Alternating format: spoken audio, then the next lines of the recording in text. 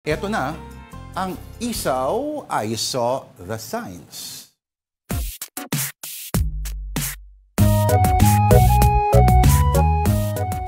Balik tayo sa tattoo. Si Denise, gustong-gusto ng tita Denise mo dati itong mga usapang tattoo. Ito na po ang I saw the signs, tattoo yay or nay. Photo number 1, Argyle Socks tattoo. Smart to Pwede, di ba? Pwede. Kaso, hindi naman lagi pwedeng Argyle eh. Pwede na. Paano yung ibang isang kulay lang pwede?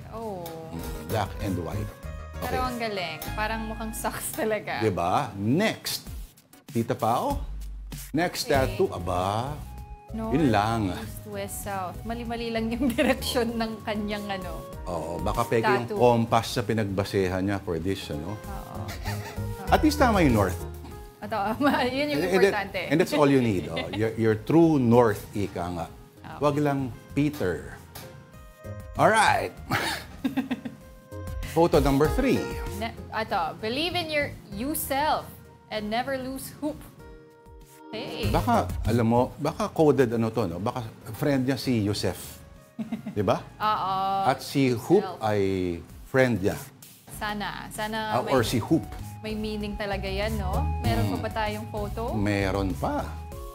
Tattoos that are actually on the back of the head. Nakakatakot naman to. Di ba? Nakakatakot yung pangalawang picture.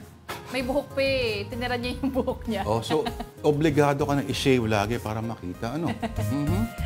Okay. Alin naman sa gusto mo dyan? Kunyari, isa dyan ang manliligaw sa'yo, Pao. Sino ang sasagutin mo dyan? Siguro yung kalbo na lang. Dahil? Pwede pa lagyan ng wig eh.